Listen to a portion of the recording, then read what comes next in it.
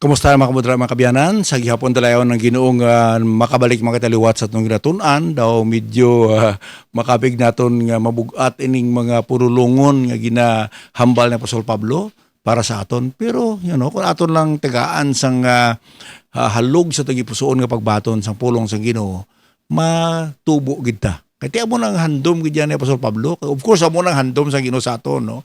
Nga magtubo kita nga mangin mapuslanon. Kaya mo nang goal sang Ginoo sa mga tumuloo mo. Hamak mo tawgon kay mo yang saint daw mabugat man ina nga pululungon, pero mo nang expectation sang Ginoo sa aton so that we will become, a saint o kon balaan, no? Pinahain. Amo nang putambalon sang saint mo, no? Gipain sang Ginoo para sa iya purpose. Sanctified. Na mo nang isa pa ka term dira, no? Nga gin sanctify kita para sa buluhaton sang Ginoo. Amo na nga ang ikaduwa nga step sang aton nga kaluwasan, first of all is salvation, nga i-justify kita sang Ginoo. Ang una nga stage sang kabuhi naton is justification. Motambalon nga kung patunon naton si Kristo bilang aton personal manuluwas, pagapakamatarungon ta sang Dios. Maangkon naton ang righteousness ni Kristo Jesus. Hindi aton righteousness. Amo na gani nga handom ni Apostol Pablo sa mga sa mga Hudiyo sa Israel. Hindi ba? Hambali sa Romans chapter 10, verse 1, nga ang iya heart's desire and prayer to God sa mga kasubong niya nga Israelites, nga maluwas sila. Kasi sila ni Pablo, kabalugid ko nga sila tamaan ka zilos o kung matutumgid, no, makugi sa pagkabuhi niya matarong, galing, sila ni Pablo, ang ila righteousness, ang ila pagkamatarong is not according to God's righteousness. So bisan tuod nga matarong sila, grabe nga religyoso, pero hindi acceptable ang ila righteousness sa Ginoo. Kay ang righteousness ang Ginoo amo ang righteousness ni Christ. Na amo na putumulon sang justification nga ginpakamatarong kita, bangod nga naangkon naton ang pagkamatarong ni Kristo. Hindi aton pagkamatarong kay wala kitaya hindi kita matarong, gindeclare sang Bible nga wala sa bisan isa nga matarong.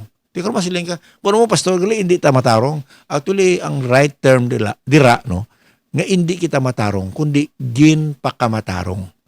Kaya mas namin i-maintindihan ta na mo. Kaya kung masiling ka matarong ako, ito yung Bible kasi nga no one is righteous. Dito ng gin.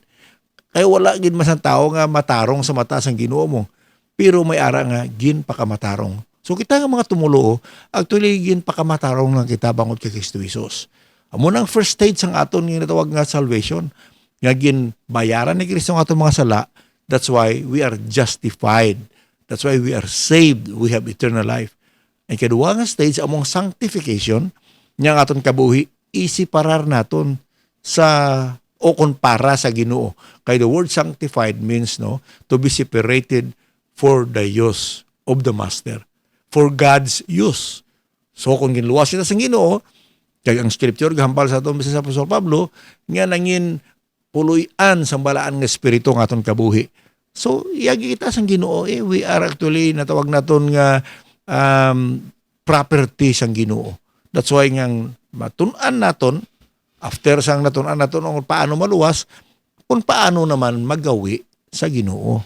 Kaya ang last nga bahin sa aton nga natawag salvation is the glorification. Kaya huwag na problema. Kaya once we are actually saved, justified, we will be glorified. Pero kabiyanan ko lang tawon mo, no? Nga sa tatlo ka step, ang sa justification, dali lang na siya nga process when you receive Christ your Savior. Luwas ka, kasubublas ang bata, no? Pagkagwa sa tiyan ni nanay, tawo na siya. And he belongs to the family. Pero ang pinakamabudlay, amo na ang natawag naton nga stage of sanctification, kay halin sang pagkatao mo, hasta mapatay ka, no? Luwig-lawig, kung mag-edad ka 50 o 60, amoy na ang stage ang pagpahain sa kabuhi mo, kung diin mo gamiton ng imong life.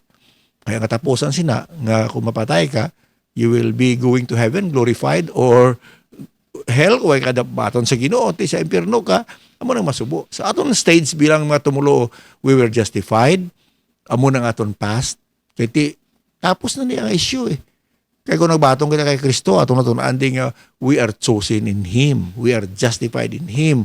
We are actually redeemed. We are actually adopted to His family. We are sealed by the Holy Spirit. So, ang budlay sa kabuhitan nga Kristohanon, amo ang natawag nga sanctification stage.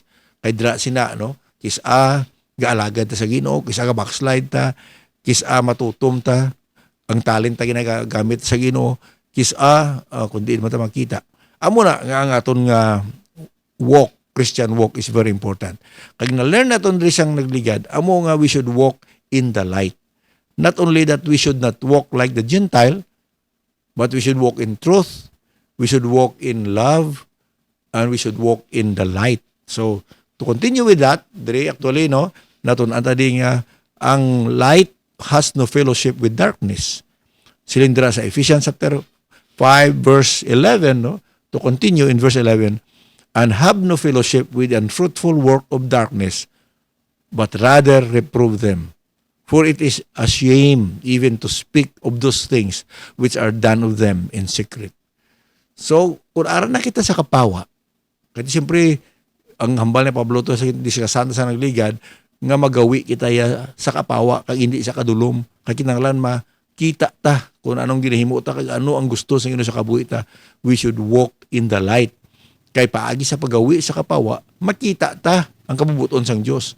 Di ba? Gintun antang Romans chapter 12 verse 1 and 2, nga isurrender ta aton lawas, gamiton ta para sa Ginoo, kag kung may mga pulong nga batian ta nga daw bugat kag daw karni nga matig-a, aton nga ibatunon kay para nga magtubo ang aton spiritual muscles.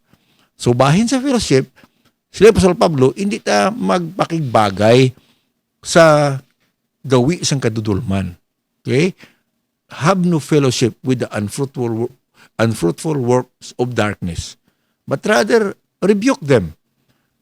Sa sining kalibutan, damo gid man sa mga buluhaton nga iyasang kadulom tikis kita nga tumulo nagakompromise kita sa sinang mga buluhaton kaysa nahuya ta sa aton mga amigo, sa aton mga amiga, sa aton boss, sa aton ginaobrahan, kag ginapilit kita kaysa nga maghimo sa mga bagay nga hindi nanamian ng Ginoo. So bangod kisa sang natawag nga trabaho ta kag nagasipsip man kita sa aton mga boss, makompromise ta. Pero dapat hindi gid, no? Kaya ako experience mo ko na mo. When the time I was working, no, sa isa ka ulubrahan, hindi nila mapilit siya. Nga pasundon sa ila obra, lingkot basta obrahon ko lang akon obra diya nga insakto. Di ko nang inyo niya gusto nga obdon nyo ko sa mga butang nga hindi ko yan nagustuhan kaya hindi nagustuhan sa Ginoo, hindi ako mapilit. Kaya kung sa kadyo ko pilit, biyaan ka mo diya.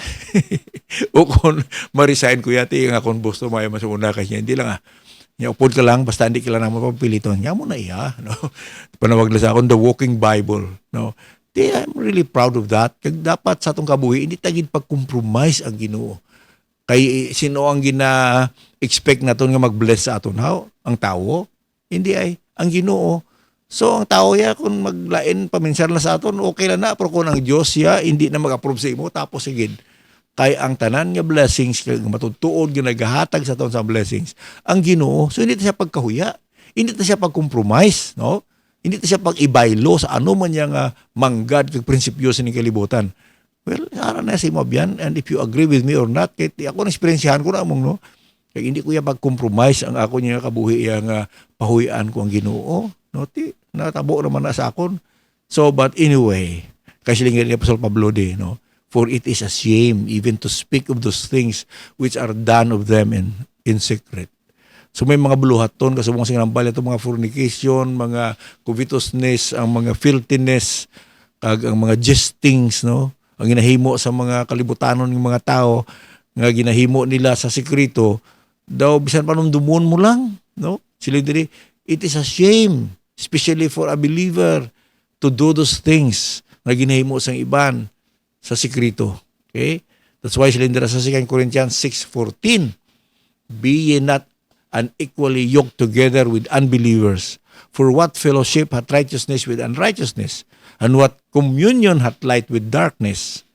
By the way, ginagamit na isang madamo ng mga tumuluong parte ni kuno sa pag-asawahan niya, hindi ka magpangasawa kung mamana unbeliever. Well, okay man na. Pero ini siya ay naghambal ya sang parte la sa relationship sang isa ka tawo o sa babae sa mga di tumulo. Hindi ba? Hindi magid mayo nga kung ang imo nga mangin kaupod hindi ang pagtuo kasubong sa imo ang budlay na no. Pero personally in my own testimony hindi ko ya tumulo sa una mo kaya nga akon nga asawa subong hindi gina sa una nga hindi ko ya mamana sang hindi tumulo. I did not understand that but now I do.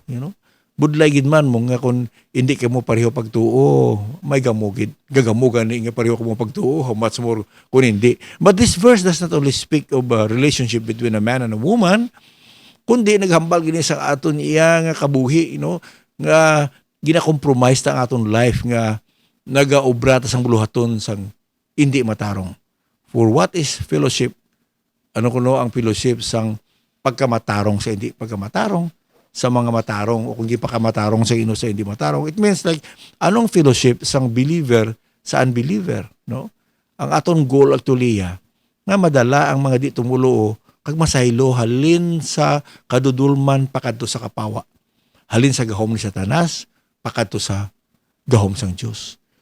Di ko mag-compromise ka kag makita sang imo nga abiyanda nga daw hindi ka magalit tumulo, hindi mo man na sila madala, di ba?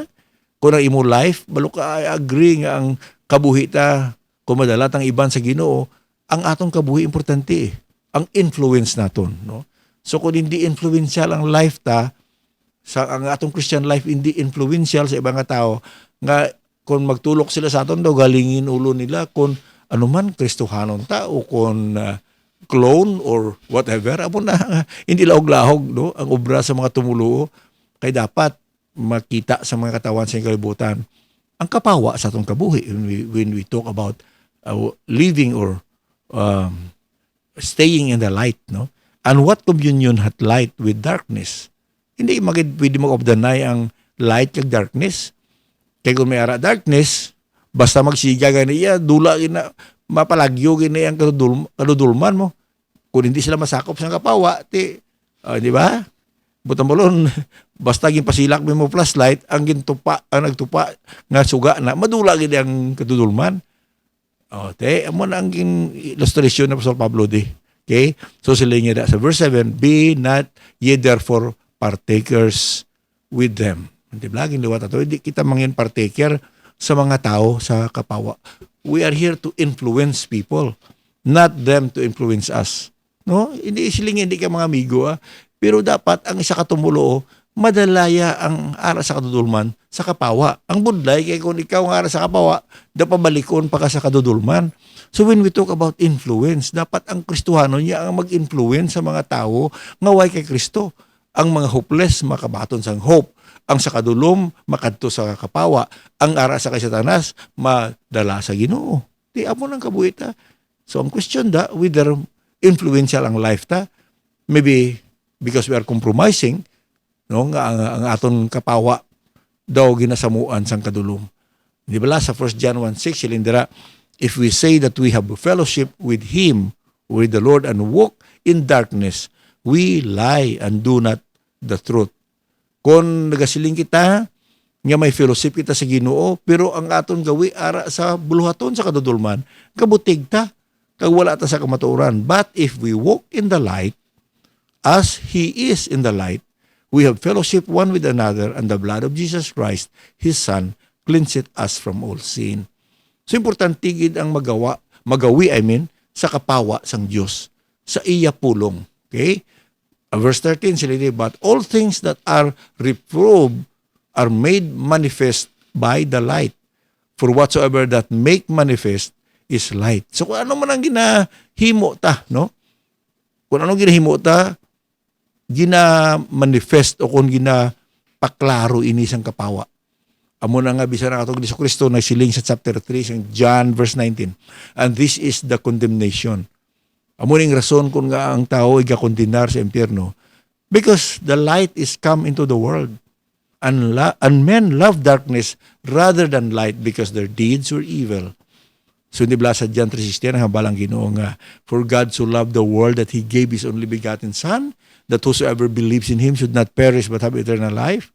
Kanang balang Ginoo nga wala ko nagkaris ning kalibutan agod nga hukman ang mga tao kung ang hinambal ay did not come to this world to destroy the world but that to save them. to bring the light. Hindi, ang una nga pagkari ni Kristo Isos, huwag siya nagkari agod nga kondinahon ng kalibutan, kundi nga ang tao makadangop sa kapawa. Ang rason kung nga ang tao pagkakondinahon or will be condemned to hell, kaya nag-abot ang kapawa sining kalibutan. And that is the Lord Jesus Christ. He came into this world. Pero ang mga tao, mas ginahigugman nila ang buluhaton sa kadudulman sang sa kapawa. Bangod ang ilagawi, malaot. Di ba?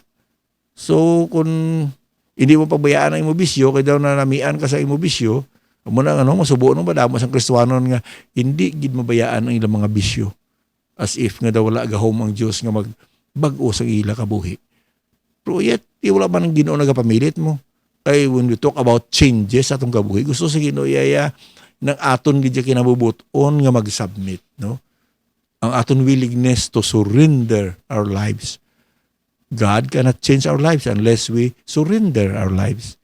Nibla mo ng bali Pablo, I beseech you therefore, brethren, by the mercy of God, that you present your body as a living sacrifice. So hindi sila nga ipiliton kaya sang Ginoo, no? Mapresyoron niya ka nga mag-surrender. Iyan na sang mga malauton niya nga tayaan ka posel para mag-surrender. Ang Ginoo yan, di kapag natawag niya, i-threat niya ka bla para mag-surrender. Ginapakita sang Ginoo iya kaayo, ang iya bugay, ang iya gugma, agod nga mag-submit kita sa iya. But if you're not willing to leave darkness, we can never be in the light. No? Kaya kung mas higugma naton, palangga naton ang aton mga bisyo, aton kadungulan, ang aton mga malaot nga himo, sigihon naton na kag hindi ta maghinulsol, kaya di man lahog-lahog nga bayaan mo ang imo nga mga bisyo mo. That's why ang word ba lang nga repent is to change your mind. Repentance actually is a change of mind. Islan mo panghuna-huna nga, hindi gilimayo ning ginahimo ko. Hindi gusto sang Diyos ni. Kaya hindi ako pag-i-bless. No? Tisli sa iba na, hindi grabe mga blessing ko. Hindi na blessing pa wag na kung nakuha mo ina nga kwarta pagi sa panahor, sa kawat, sa korupsyon, blessing ba na? Kalautan na iya. No? So kung gusto mo yung blessing from God, isurrender mo gid na and walk in the light. Okay? John 1:4, hindi ba? Silindra kag 5, in Him was life, and the life was the light of men. And the light shineth in darkness, and darkness comprehended it not.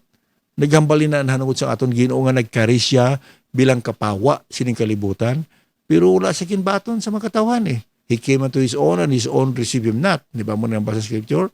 Sila sa verse 9, sa John chapter 1, that was the true light, referring to Lord Jesus Christ, which lighteth every man that cometh into the world. Ang aton Ginoong Kristo amo siya matutuod nga kapawa na gusto magdala sang kasanag, sang pahuna-huna, sang aton nga disposition. The Lord wanted to give us the light. And yet, silindri sa verse 10, He was in the world. And the world was made by Him, and the world knew Him not. Nagkari siya sa sining kalibutan, naging create niya, pero ay masaging kilala. He came unto His own, and His own received Him not. Nagkarinagin siya sa mga pinili niya, mga Israelites. And yet, gisikway man siya. Samo na nga ang John 1:12 nga permita gina sambit diri. But as many as received Him, to them give He power to become the sons of God, even to them that believe on His name, is a contrast between sa mga statement before sina. Nga kapawa nagkari sining kalibutan, pero wala sa ginkilala sa mga katawhan. Nagkari siya sa kalibutan, nagintuga niya. Wala man siya ginbaton, kaway siya ginkilala sa mga katawan sa kalibutan. Nagkari siya sa mga katawan sa Israel, pero wala man siya ginbaton. No? So, amo na. Nga, pero, sa mga kadamaan niya magbaton sa iya, amo na nga ang gift of eternal life, ihatag na sa Ginoo sa mga nagbaton sa iya. Tinablang statement nila nga si Kristo kuno hindi namatay para sa tanan. I think that's a wrong claim. Because Christ died for all, for God so loved the world. Ang world dira, why na limit sa mga chosen world lang ya, no? Ang punto da, nga may mga tao nga hindi sila magbaton, hindi sila kabaton, kundi nga they decided not to recognize Him. Kaya ang mga Israelites, way siya ginbaton. Pero sa mabaton niya, amo ni silang tagaan sa Ginoo sang gahom nga mangin anak sang Dios. So si Christ namatay para sa tanan, pero it doesn't mean nga maluwas ang tanan. Ang maluwas siya ang magbaton sa iya, amo ni ang kondisyon sa Ginoo, no? Ang kondisyon dira, nya kung magbaton ka kay Kristo, tagaan ka sang Dios, sang gahom nga mangin anak niya, kag bisan sa ila nga magbaton sa iya. O kung magtuo sa iya ngalan, nga na tawo which were born not of blood, na tao hindi sa physical o kung sa unod, o kung sa kabubuton sang unod, o kung kabubuton sang tao, kundi kabubuton sang Dios. It means ang second birth ako ng born again na tawag nga ginhambal sang Ginoo kay Nicodemos, hindi na iya kabubuton sang tao. Wala tayo na regenerate o kung na tao liwat, paagi sa aton hinimuan. Amo na nga ang kaluwasan niya, ang pagkaanak sang Dios is free. Kag makwa mo lang na iya sa imo desisyon kung batunon mo si Kristo Jesus nga imo personal manuluwas. Ang isa pagid ka hindi sakto nga pangunaw na nga madamo nagka-claim nga tanan kita anak sang Dios. No? Tanan kita ging create sang Dios tuod na. Galibakod sa aton sala na siparar kita sa Dios. So ang pagkaanak sa Dios ya, hindi mo na i-claim nga anak ka sang Dios sa pamangkot. Paano ka nangin anak sang Dios? Okay? Natunan tama na sa book of Ephesians that we are adopted into the family of God. Adopted through Christ. O, ginadapt kita sa Ginoo kay di man kita matawag nga sons of God directly. Si Jesus Christ lang na yung son of God. Wala na sang iba ng mga appointed, mga chosen, mga tao da. Kundi si Christ lang niya ang tutuod nga anak sa Diyos. Kita tanan niya, we're adopted into His family. Pero paano kita ginadapt? By faith in the Lord Jesus Christ. Through Him. In Him. So kung mag-claim ikaw nga anak kita tanan sang Diyos, may kondisyon dayab yan. Para sa verse 12, sa kadamaan, batamoron, way man na limit kung sinong gusto ay magbaton, ikaw nakaintindi kung ginapahayag sa aton nga si Kristo nagkari siyang kapawa, kag ang magabaton sa iya, magakilala sa iya, magatuo sa iya, matawo liwat. Not by man's doing or by the will of man, but by the will of God. So dapat magbugtaw kita, no? Silindi ni Apostol Pablo, wake up and walk in the light. That's why sa verse 14, sa Ephesians chapter 5, wherefore he said, awake thou that sleepest, and arise from the dead, and Christ shall give thee light. Okay? So, ang ato natunan na, we should walk not as Gentiles. That was in chapter 4, verse 17 to 19. We should walk in truth. We should walk in love. And lastly, sa sininga episode, walk in the light. May ara pa actually nga tatlo pagid kay matib. Hindi bala pito na di ka walk, no? Ato pagkatunan. I-emphasize ko liwat nga ang katuyuan sa Ginoo sa atong kabuhi. Karon nga nagbaton kita kay Kristo Jesus. Gibaton naton siya kag nangin anak kita sang Dios. Gusto sang Ginoo nga magawi kita sa iya no?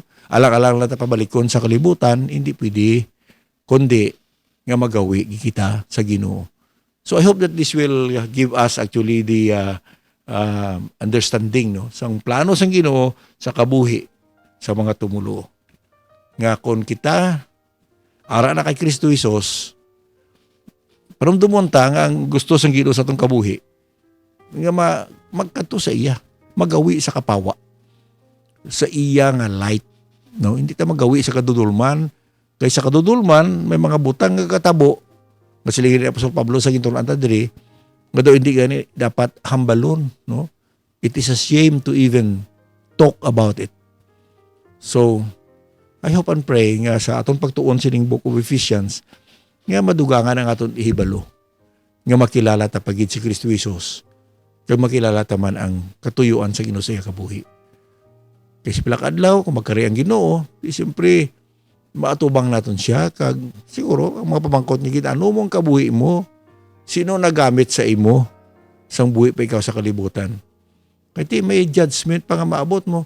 Actually ina nga judgment na tawag bema judgment o kon judgment seat of Christ, hindi na siya judgment for condemnation, kundi judgment ina iya for natawag naton reward. Tagaan kita sang Ginoo sa mga crowns, no? Maybe someday matun-an naton ina. Pero ang Ginoo, matarong gid siya. Even though nga daw sakit niya kita sa iya pulong, pero gusto sing Ginoo nga mag-level up kita Kay kondra lang tayo permi kutob sa buluhaton sa mga kabataan. kag milk of the word lang ang aton niya premiya ginatumar, hindi kita mangin mapuslanon nga tumulo.